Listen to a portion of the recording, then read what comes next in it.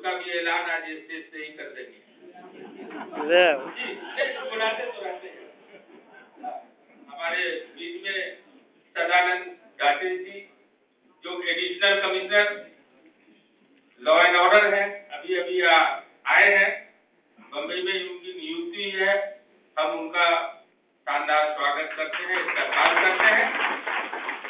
हमारे बीच में जयवंती बहन कहता है, यूं तो हम पॉलिटिशियन को अपने स्टेज पे बुलाते नहीं, हम ज्यादातर इसमें जो हम इसके लिए अलग से रखेंगे, सारे पॉलिटिकल पार्टियों को हम बुलाएंगे। आज भी गलती से कई जगह मैसेज चला गया, हमारे कांग्रेस के कई एमपी मिनिस्टर बोले मैं आ रहा हूं, हमने कहा कि यहाँ कोई नहीं, क्योंकि हम डॉक्टर सत्यपाल सिंह को और आवाम को और जनता को बुला रहे हैं, और बंबई के जो क्रीम लोग हैं उन लोगों को बुला रहे हैं, तो उसमें राजनेता की। लेकिन जयवंती बहन मेहता जी जो है वो लेडीज है, खवातीन है, तो उसके लिए गुंजाइश थी, मैंने कहा आप करीब में आप तशरीफ ले आइए।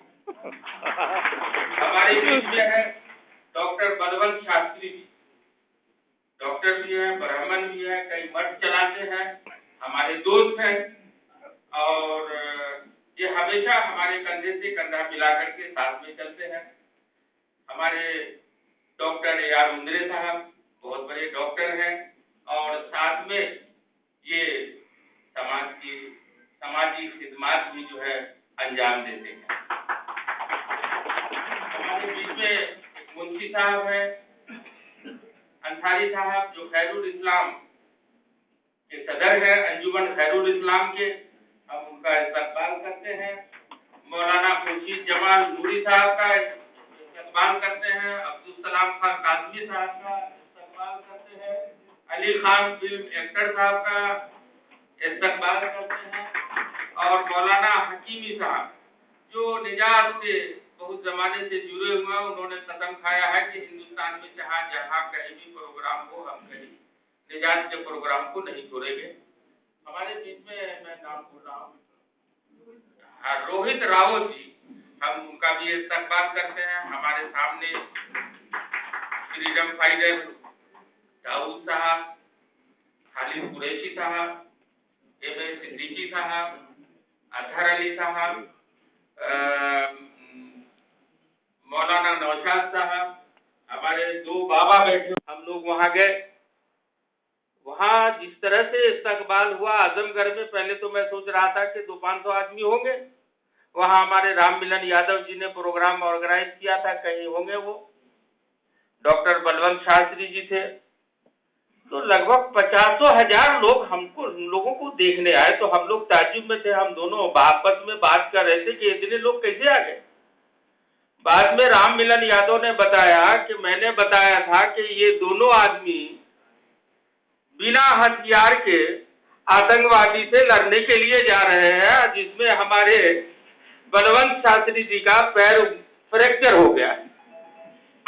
तो वो अफवाह सुन करके इतनी बड़ी तादाद में लोग आ गए थे कि देखने आए कि ये कैसे लोग हैं। बहरहाल आज के इस सेमिनार में हम सबसे पहले मुंबई के police commissioner doctor Satyapal Singh ji का आप सबकी तरफ से इनका इस्तकबाल करते हैं, और तमाम मुअज्जिज़ हजरात व ख़वातीन, अस्सलाम वालेकुम। अस्सलाम वालेकुम। अब बहुत से लोग हैं कि वो सलाम करते, हिंदू को बोलते हैं नमस्ते, दूसरे को कुछ गुड मॉर्निंग। तो सलाम का मतलब है कि हम तुम्हारी सलामती चाहते हैं। तो सारे, चाहे वो हिंदू हो, मुसलमान हो, क्रिश्चियन हो, सबके लिए सलाम है। तो अस्सलाम वालेकुम सबके लिए हो गया, वालेकुम सलाम। आज के ये सेमिनार कौमी एकजहती, राष्ट्रीय एकता के लिए किया गया है, और हम चाहते हैं कि बंबई में लोग मिलजुल कर, कंधे से कंधा मिलाकर रहें। आज बड़े दुख के साथ कहना पड़ता है कि हम जात के नाम पे, धर्म के नाम पे, स्टेट के नाम पे हम आपस में लड़ते हैं, झगड़ते हैं। आज तो हद इस बात की है कि लोग भाई भाई एक दूसरे भाइयों का कत्ल कर रहे हैं। हमारे बीच में मौलाना जहीर अब्बास रिजवी साहब है, मैं उनसे गुजारिश करता हूं कि वो स्टेज पे तशरीफ ले आए। अब तो मौलाना बुनई साहब, अब्दुल कुद्दूस शाकिर हकीमी साहब, अब जगह नहीं है, लेकिन आप लोगों के लिए दिल में मेरे जगह है। जोहैब भाई बूट वाला साहब, तो मैं फिर भी माफी चाहता हूँ।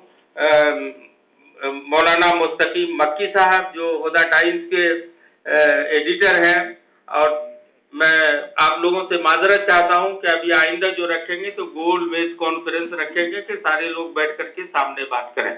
बहरहाल, निजात मुल्क के दहशतगर्दी को खत्म करने के लिए जिहाद कर रहा है, और साथ ही देश में अमन व अमान शांति बनाए रखने के लिए नौजवानों को आगे लाने, दीगर मसाइल के ऊपर भी, जैसे तालीम का मसला है मुसलमानों में, और या जिसमें भी, ये एक कौम का, ये निजात जो है वो किसी एक फिरके, किसी एक कौम के लिए नहीं है, बल्कि सारे हिंदुस्तान के लिए, सारे भारत के लिए है। और हम इस मिशन को इंशाअल्लाह ताला पूरे वर्ल्ड में ले जाएंगे। निजात इसके लिए काम करता है। तो हम निजात के जरिए लोगों, सबसे पहला हमारा काम है कि दहशतगर्दी को हम खत्म करें। दहशतगर्दी इस 21वीं सदी में, आज के दौर में जो लोग बड़ी तादाद में लोग तालीम हासिल कर रहे हैं, और फिर भी हम दहशतगर्दी की तरफ क्यों जा रहे हैं, इसके ऊपर हमको डायलॉग करते हैं, चर्चा करते हैं। हम पूरे मुल्क में सेमिनार करते हैं, वर्कशॉप करते हैं, लोगों से जाकर के मिलते हैं, और बड़ी खुशी की बात है, मैं सीपी साहब को बताना चाहता हूं कि इसमें बड़ी तादाद में नौजवान शामिल हो रहे हैं। ये हमारे मुल्क के लिए खुशाइंद बात है। और अगर सीपी साहब दोबारा टाइम देंगे तो मैं गोवंडी में सिर्फ 10,000 नौजवानों का प्रोग्राम करूंगा, कि उसमें 10,000 मैं ग्राउंड में करूंगा, क्योंकि अक्सर हम निजात का प्रोग्राम ग्राउंड में करते हैं, लेकिन हम साउथ में जब भी प्रोग्राम करते हैं तो इस्लाम जिमखाना में करते हैं। इसका भी एक राज है। मैं पहली बार जब इस्लाम जिमखाना में, तो उस वक्त के पुलिस कमिश्नर संजीव दयाल साहब को बुलाया था मैंने, इस हॉल को बुक किया, और 3 दिन पहले यहाँ के ऑर्गेनाइजर ने कहा कि हमसे दाऊद का धमकी आ गया है कि हम आपको हॉल नहीं देंगे। क्यों भाई, निजात क्या है? हम क्या दहशतगर्द है कि तुम दाऊद के कहने पे हमको नहीं दोगे? ने कहा हुआ क्या है? तो नहीं, हम अपना रिस्क नहीं ले सकते। हम कहा देश में रहते, मुल्क में रहते हैं, और एक दहशतगर्द, एक आतंकवादी, हमको भी आता रहता है। हमको भी दाऊद ने खुद फोन किया था। मैंने कहा था तुम कहाँ है, बोलो मैं आता हूँ। सारे अखबारों ने छापा था, मैं तुमसे वही मिल लेता हूँ। तो उसके बाद से मैंने उस टाइम में, उस वक्त में, तो इसको 3 दिन पहले अंजुमन इस्लाम में उस मीटिंग को शिफ्ट कर दिया। मैंने इसलिए शिफ्ट किया कि अब पुलिस कमिश्नर बोलेंगे कि तुम्हारी इतनी भी हैसियत नहीं है कि एक जगह प्रोग्राम कर सको।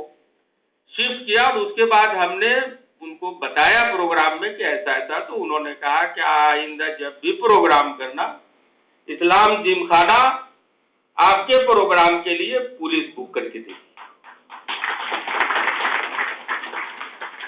और उसके बाद से मैं साउथ मुंबई में जब भी प्रोग्राम करता हूं तो यही करता हूं। ये छोटा सा हॉल है, लेकिन हम इसके लिए करते हैं। हम दहशतगर्द चाहे जितना बड़ा भी आदमी, अगर हम दहशतगर्दी को, आप देखेंगे पाकिस्तान बढ़ावा दे रहा है, वहां के कैंपों में जिहाद का गलत तर्जुमा किया जा रहा है, और जिहाद के मुतालिक गलत बात बताई जा रही है। उससे 2 मसले खड़े थे।